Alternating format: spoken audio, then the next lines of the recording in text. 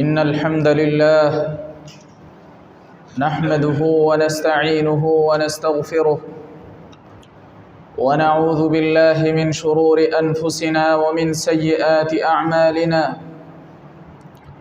من يهده الله فلا مضل له ومن يضلل فلا هادي له وأشهد أن لا إله إلا الله وحده لا شريك له وأشهد أن محمدًا عبده ورسوله صلى الله عليه وعلى آله وصحبه وسلم تسليما كثيرا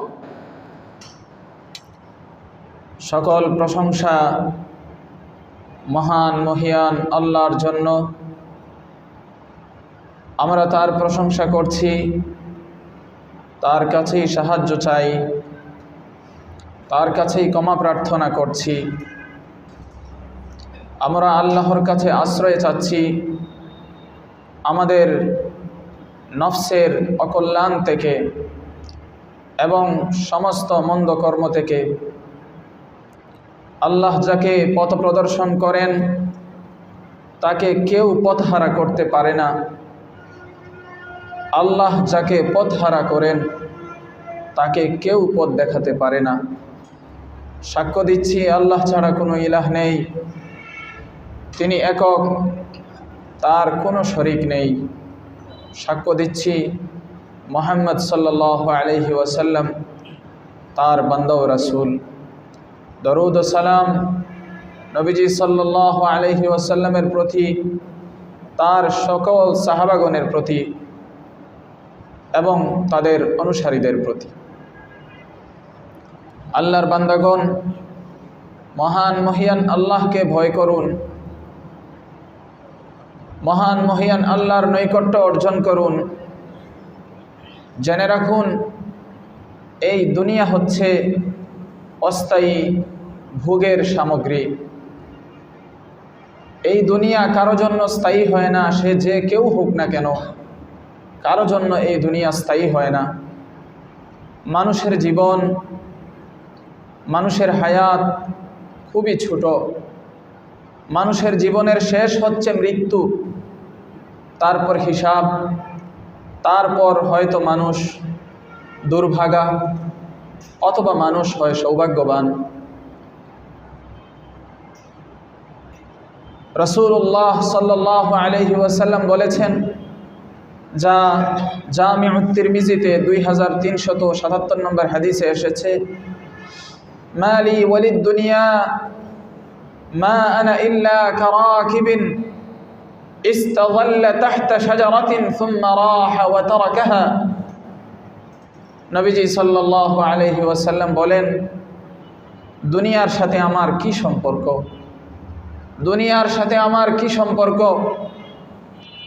আমি তো হচ্ছি কেবল এমন পথচারী, আমি তো হচ্ছি কেবল এমন একজন মুসাফির, এমন একজন আরোহী যে কিনা একটি বৃক্ষের ছায়ায় ক্ষণিকের জন্য আশ্রয় গ্রহণ করেছে, তারপর বিশ্রাম নিয়েছে, তারপর সেই বৃক্ষের ছায়া ছেড়ে চলে গেছে। আমি তো হচ্ছি এমন একজন মুসাফির, দুনিয়ার সাথে আমার কি সম্পর্ক? অর্থাৎ বোঝাতে চাইলেন, মানুষের গাছের ছায়ার যখন প্রয়োজন হয়, যেভাবে সাময়িক সময় ছায়ায় সে আশ্রয় নেয়, ঠিক আমরা মানুষেরাও এমন। এটা হচ্ছে, দুনিয়া হচ্ছে একটা বৃক্ষের ছায়া। এই ছায়ায় আমরা কিছুক্ষণ আছি, তারপর বিশ্রাম নিয়ে চলে যাব। নবীজি বলেন, আমার তো অবস্থা এমন, আমি তো হচ্ছি এমন, আমার এই দুনিয়ার সাথে কি সম্পর্ক? নবীজি সাল্লাল্লাহু আলাইহি ওয়াসাল্লাম আব্দুল্লাহ বিন উমর রাদিয়াল্লাহু আনহুমাকে বলেছেন, যা সহিহ বুখারীতে 6416 নম্বর হাদিসে এসেছে, কুন ফিদ দুনিয়া কান্নাকা গরীবুন আও আবিরু সাবিল। নবীজি বলেন, হে আব্দুল্লাহ, তুমি দুনিয়াতে চলাফেরা করো, দুনিয়াতে অবস্থান করো, দুনিয়াতে থাকো এমনভাবে যেন তুমি একজন অপরিচিত, যেন তুমি একজন প্রবাসী লোক, তোমাকে কেউ চিনে না, এমনভাবে তুমি অবস্থান করো। অথবা তুমি একজন পথচারীর মতো অবস্থান করো, পথচারী পথ দিয়ে হেঁটে চলে যায়, কেউ চিনে না, তুমি দুনিয়াতে অবস্থান করো এমন যেন তুমি একজন পথচারী অথবা তুমি একজন প্রবাসী, এমনভাবে অবস্থান করো। নবীজি সাল্লাল্লাহু আলাইহি ওয়াসাল্লাম আব্দুল্লাহ বিন উমর রাদিয়াল্লাহু আনহুকে এই উপদেশ দিয়েছিলেন। আব্দুল্লাহ বিন উমর রাদিয়াল্লাহু আনহু এরপর থেকে বলতেন, ইদা আসবাহতা ফালা তানতাযিরিল মাসা ওয়া ইদা আমসাইতা ফালা তানতাযিরিস সাবাহ। আব্দুল্লাহ বিন উমর রাদিয়াল্লাহু আনহু বলতেন, যখন তুমি সকালে উপনীত হও তখন তুমি সন্ধ্যার অপেক্ষা করো না, আর যখন তুমি সন্ধ্যায় উপনীত হও তখন আর তুমি সকালের অপেক্ষা করো না। আল্লাহর বান্দাগণ, ইমানদার রমজান মাসের আগমনে আনন্দিত হয়।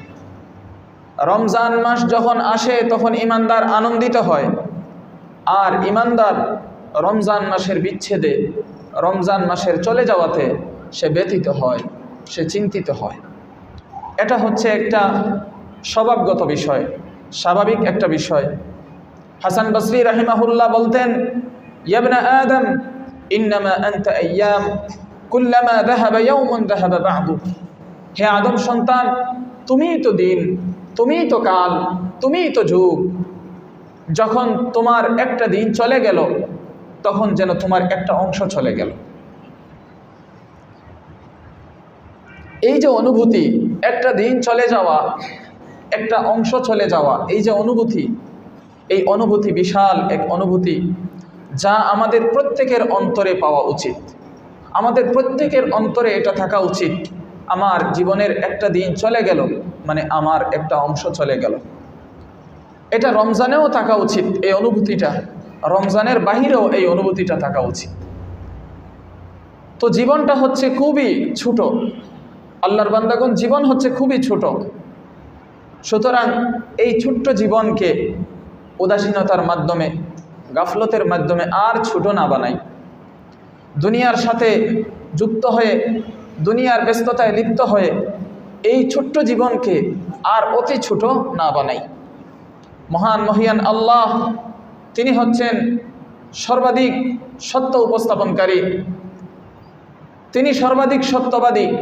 তিনি বলেছেন সূরা কাহফ ৪৬ নম্বর আয়াতে, আউযু বিল্লাহি মিনাশ শাইতানির রাজীম, আল মাল ওয়াল বানুনা জিনাতুল হায়াতিদ দুনিয়া ওয়াল বাকিয়াতুস সালিহাতু খায়রুন ইনদা রাব্বিকা সাওয়াবান ওয়া খায়রুন আমালা।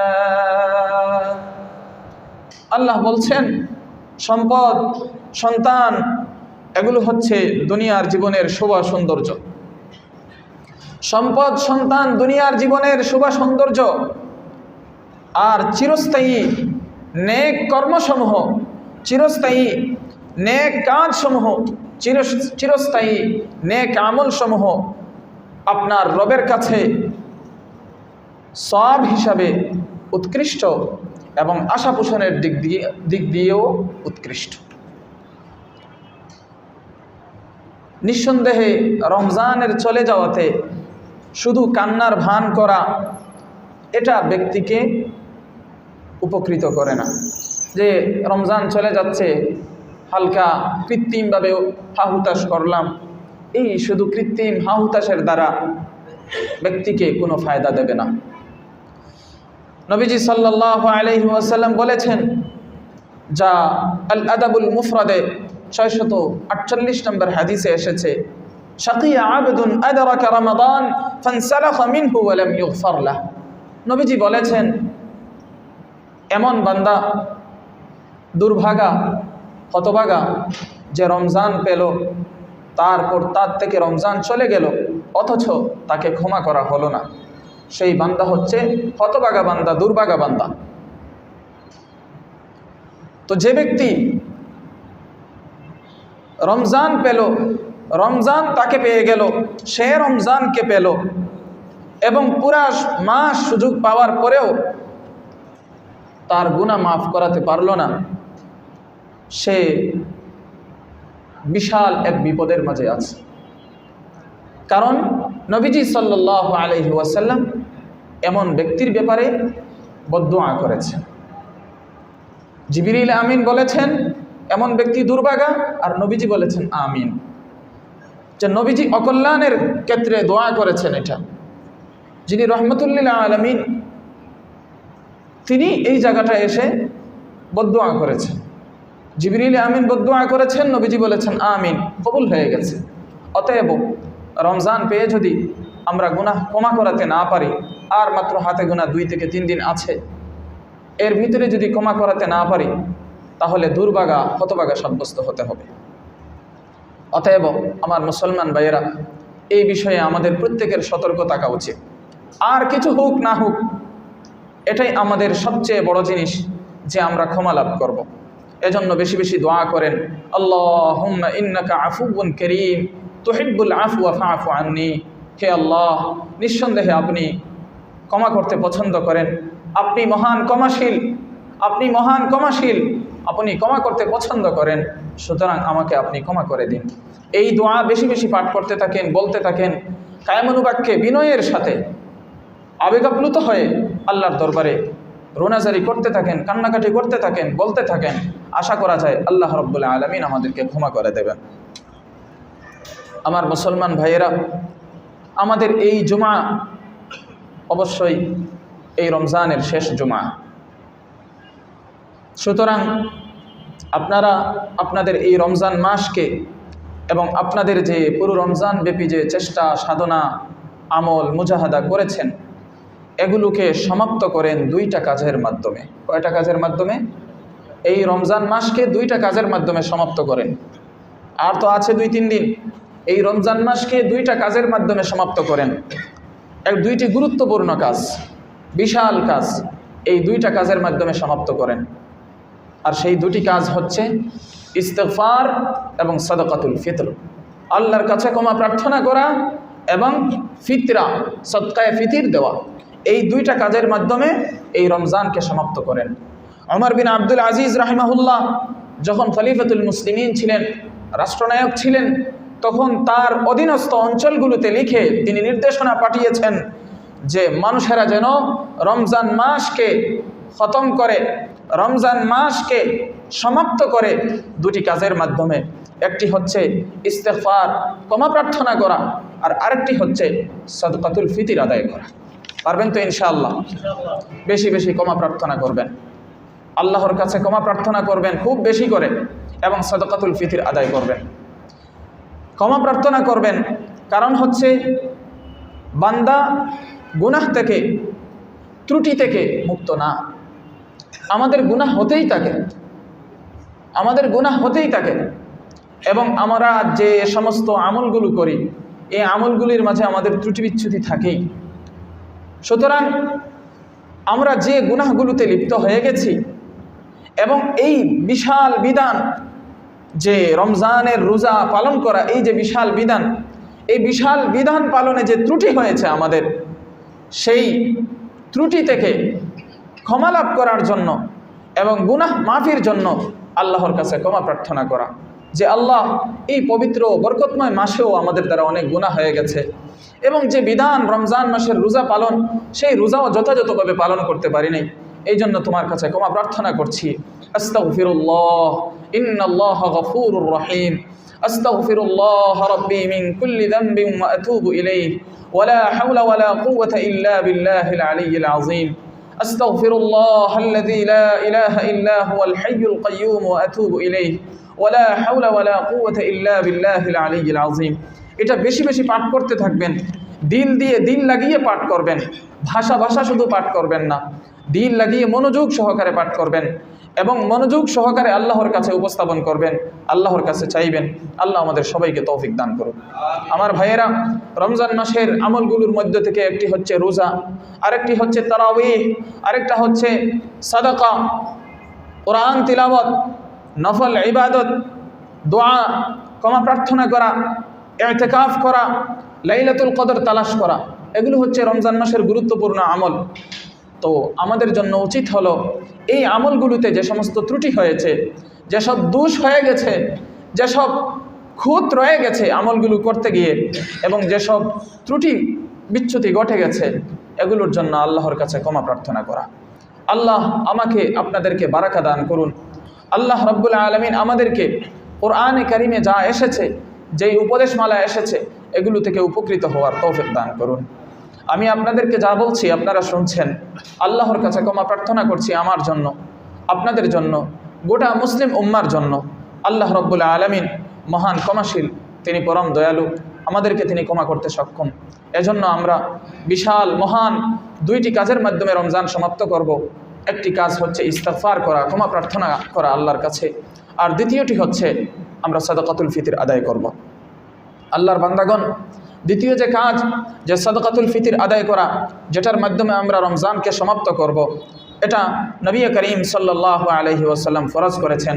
ছোট বড়, পুরুষ নারী, সাবালক নাবালক, স্বাধীন দাস, সবার উপর ফরজ করেছেন যারাই মুসলমান। আর মহান মহিয়ান আল্লাহ এটা বিধিসম্মত করেছেন, আইনসম্মত করেছেন এবং এটার নির্দেশ দিয়েছেন বিভিন্ন হিকমতের কারণে, বিভিন্ন প্রজ্ঞাপূর্ণ বিষয়ের কারণে। হে আল্লাহ, আপনি আমাদের পক্ষ থেকে যে আমলগুলো হয়েছে, রোজা, কিয়ামুল লাইল, রাত্রি জাগরণ করে ইবাদত, এগুলো আমাদের থেকে কবুল করুন। হে আল্লাহ, যে 2-3 দিন রয়েছে রমজানের, এই অল্প সময়ে আমাদেরকে এমনভাবে কাজ করার তৌফিক দান করুন যা আপনি সন্তুষ্ট হয়ে যান, এবং আমাদের থেকে সমস্ত ত্রুটি এবং পাপ এগুলো ক্ষমা করুন, মার্জনা করুন। হে আল্লাহ, আপনি আমাদের রোজা, আপনি আমাদের তারাওয়াহ, আপনি আমাদের তাহাজ্জুদকে কবুল করুন, মঞ্জুর করুন। হে আমাদের আল্লাহ, আপনি আমাদের রোজা, কিয়ামুল লাইল কবুল করুন এবং আমাদেরকে ক্ষতিগ্রস্ত হিসেবে ফিরিয়ে দেবেন না। হে আমাদের আল্লাহ, আপনি আমাদের রমজান মাসকে সমাপ্ত করুন আপনার সন্তুষ্টির মাধ্যমে এবং জাহান্নাম থেকে আমাদেরকে মুক্তির মাধ্যমে। হে আমাদের আল্লাহ, আপনি আমাদেরকে জাহান্নাম থেকে মুক্তি দিন এবং জান্নাত দান করে সফল যারা, তাদের কাতারে আমাদেরকে সাব্যস্ত করুন। হে আমাদের আল্লাহ, আমাদের গর্দানকে জাহান্নামের আগুন থেকে মুক্তি দিন। হে জগৎসমূহের প্রতিপালক, হে আমাদের আল্লাহ, মুসলমানদেরকে ঐক্যবদ্ধ করুন আপনার কিতাবের উপর, আপনার নবী সাল্লাল্লাহু আলাইহি ওয়াসাল্লামের সুন্নাহর উপর, এবং সমগ্র মুসলমানদেরকে এক করে দিন বাকি সমস্ত শত্রুদের বিরুদ্ধে। হে আমাদের আল্লাহ, আপনি আমাদের দেশের আকীদা, বিশ্বাস, আমাদের দেশের নেতৃত্ব, আমাদের দেশের স্থায়িত্ব, আমাদের দেশের নিরাপত্তার হেফাজত করুন। হে আমাদের আল্লাহ, আপনি আমাদের দেশকে সমস্ত ষড়যন্ত্রকারীদের ষড়যন্ত্র থেকে এবং সীমালঙ্ঘনকারীদের সীমালঙ্ঘন থেকে হেফাজত করুন। হে আমাদের আল্লাহ, আমাদের নেতৃত্ব যারা দিচ্ছে সেই নেতৃত্বদেরকে এমনভাবে তাদের জীবন, ব্যক্তি জীবন, পারিবারিক জীবন এবং গুরুত্বের সাথে তাদের রাষ্ট্রীয় জীবন এমনভাবে যেন তারা পরিচালনা করে, যেভাবে পরিচালনা করলে আপনি সন্তুষ্ট হয়ে যান, আপনি তাদেরকে তৌফিক দান করুন। হে আমাদের আল্লাহ, আমাদের নেতৃত্বকে আপনার দ্বীনের সাহায্যকারী হিসেবে কবুল করুন। হে আমাদের আল্লাহ, মুসলমান পুরুষ নারী, ইমানদার পুরুষ নারী, যারা জীবিত যারা মৃত, সবাইকে আপনি ক্ষমা করে দিন। হে আমাদের আল্লাহ, আপনি আমাদের ডাক শুনছেন, আপনি সবার আগে আমাদের কথা শুনছেন, আপনি আমাদের আওয়াজ শুনতে পাচ্ছেন, আপনি আমাদেরকে কবুল করুন, আমাদের ডাকে সাড়া দিন। মহান মহিয়ান আল্লাহ সূরা আনকাবুতে 45 নম্বর আয়াতে বলেছেন, আউযু বিল্লাহি মিনাশ শাইতানির রাজীম, উতলু মা উহিয়া ইলাইকা মিনাল কিতাবি ওয়া আকিমিস সালাহ ইন্নাস সালাতা তানহা আনিল ফাহশাই ওয়াল মুনকার ওয়া লাযিকরুল্লাহি আকবার ওয়াল্লাহু ইয়ালামু মা তাসনাউন। হে নবী, আপনি তেলাওয়াত করুন যা আপনার কাছে নাজিল করা হয়েছে, যা আপনার কাছে ওহী হিসাবে পাঠানো হয়েছে, আপনি সেই কিতাব তেলাওয়াত করুন। ওয়া আকিমিস সালাহ, এবং সালাত কায়েম করুন, নামাজ কায়েম করুন। ইন্নাস সালাতা তানহা আনিল ফাহশাই ওয়াল মুনকার, নিঃসন্দেহে নামাজ বাধা প্রদান করে অশ্লীলতা এবং গর্হিত কাজ থেকে। ওয়া লাযিকরুল্লাহি আকবার, আর আল্লাহর স্মরণ হচ্ছে সবচেয়ে বড় বিষয়। আল্লাহু ইয়ালামু মা তাসনাউন, আল্লাহ জানেন তোমরা যা করছো। আল্লাহ রাব্বুল আলামিন আমাদেরকে যে দুটি বিষয় সম্পর্কে আলোচনা করলাম, যে রমজান মাস আমরা শেষ করব দুটি গুরুত্বপূর্ণ বিষয়ের মাধ্যমে, একটি হচ্ছে ইস্তিগফার আর একটি হচ্ছে সাদাকাতুল ফিতর। সবাই বুঝছেন তো কয়টা কাজ? দুইটা, একটি হচ্ছে ইস্তিগফার আর একটি হচ্ছে সাদাকাতুল ফিতর। ইস্তিগফার বুঝছেন, আল্লাহর কাছে ক্ষমা প্রার্থনা করা। কিসের জন্য? দুইটা কাজের জন্য। একটা হলো গুনাহে লিপ্ত হয়েছি, বিশেষ করে যেই মাসে গুনাহ থেকে অনেক অনেক দূরে থাকার কথা ছিল সেই মাসেও গুনাহ করেছি।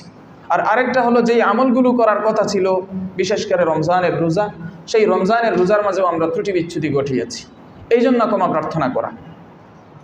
আর দ্বিতীয় বিষয় হলো সাদাকাতুল ফিতর দেওয়া। এই দুইটা কাজের মাধ্যমে আমরা আমাদের রমজানকে সমাপ্ত করি। আল্লাহ রাব্বুল আলামিন আমাদের কাজগুলোকে কবুল করুক, মঞ্জুর করুক। وكذلك جعلناكم أمة وسطا